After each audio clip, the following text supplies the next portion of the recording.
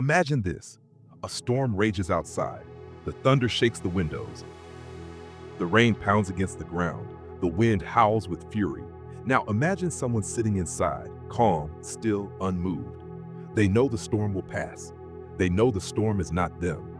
This is how the Stoics taught us to treat our emotions. Because here is the truth that most people never realize. You are not your emotions. You experience them, you feel them, but they are not your identity. The Stoics believe that emotions are like passing storms, loud, frightening, powerful, but temporary. They come, they go. They are not who you are. Yet today in our modern world, people mistake emotions for identity. I am angry, I'm depressed, I am anxious. But Marcus Aurelius, the emperor philosopher, would have corrected us. You are not anger, you are not depression, you are not anxiety. You are the observer of these things. You are the master, not the slave. Seneca once wrote, "We suffer more often in imagination than in reality." And nowhere is this more true than in our emotional lives. We get lost in anger at someone's words. We drown in anxiety about the future. We sink into sorrow about the past. And in all this, we forget the most essential Stoic truth. Our reason, our judgment, our soul, it stands above these storms. But let us dig deeper. Because if this is true, then why do emotions feel so real, so overwhelming, so uncontrollable? The Stoics never denied emotion. Marcus Aurelius admitted he felt irritation, fear, and sadness. Epictetus acknowledged that pain hurts and grief wounds. But they insisted it is not the emotion itself that destroys us. It is the attachment, the identification, the belief that I am this emotion. Imagine this. You are walking in the marketplace of ancient Rome. Suddenly someone insults you. Instantly, you feel the rise of anger in your chest, the heat in your face. But if you pause, if you step back, you realize something powerful. The insult is not yours. The anger is not your identity. It is simply a reaction.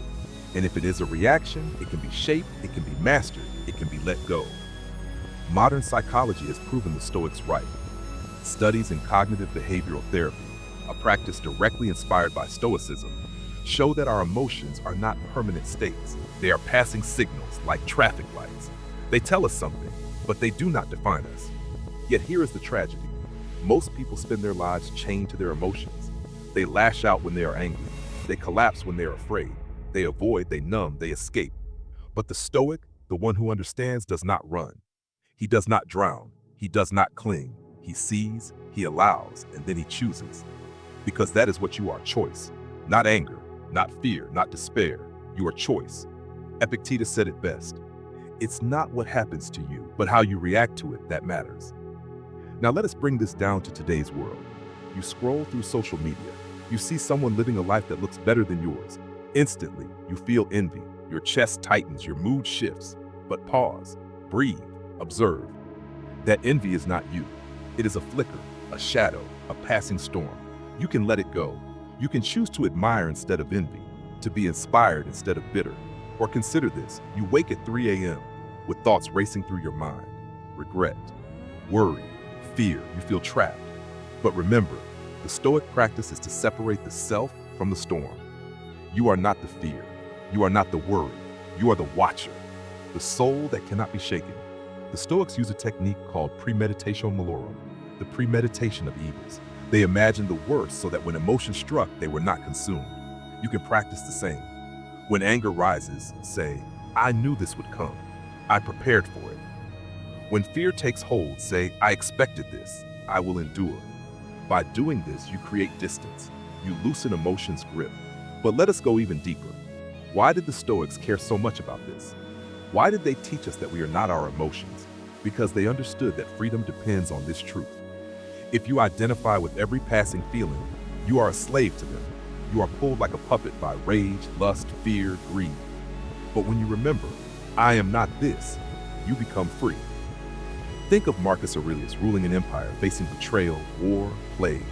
If anyone had reason to be consumed by emotion, it was him. Yet in his meditations he writes, you have power over your mind, not outside events. Realize this and you will find strength. That is the essence. Strength is not the absence of emotion. Strength is the mastery of it. So how do we practice this? How do we learn to stop being ruled by emotion? First, pause. When emotion arises, do not immediately react.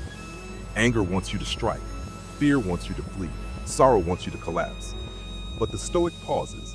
The pause is power. Second, name it. Say to yourself, this is anger, this is fear, this is grief. By naming the emotion, you create space between you and it. You weaken its control. Third, question it. Ask, is this emotion useful? Does it help me live with virtue? Or is it a trick of my impulses? Fourth, choose your response. Always remember, the power lies not in suppressing emotion, but in shaping it. You cannot stop the storm from coming, but you can decide how you will walk through it. Modern life bombards us with triggers, notifications, deadlines, arguments, temptations. Every one of them sparks emotion. But the Stoic knows, this does not define me. I am not my anger. I am not my fear. I am not my desire. And in remembering this, you reclaim your freedom. Seneca warned, he who suffers before it is necessary suffers more than is necessary. And this is the trap of emotion. We suffer twice. Once when life challenges us, and again when we attach to the storm inside. But the Stoic, the wise one, suffers once. They let go of the rest. So let me leave you with this image. Your mind is the sky. Your emotions are the weather. Some days sunshine, some days thunder, some days storms. But the sky, the true self, is vast, unbroken, eternal. It is never destroyed by the weather. You are the sky, not the storm. And when you live with this truth, you walk through life unshaken. You become calm in chaos, still in struggle, free in the face of pain, because you are not your emotions, you are something far greater. So hold this close, practice it daily, and let it transform you into the kind of person who cannot be moved by the passing storms of the soul. If this message has brought you value, I ask you now, help me bring these Stoic insights to more people around the world. Like this video, share it with someone who needs it, and subscribe to this channel, Virtue Over Chaos, so together we can continue to seek wisdom, strength, and peace in a chaotic world. Remember, you are not your emotions, you are the master of them.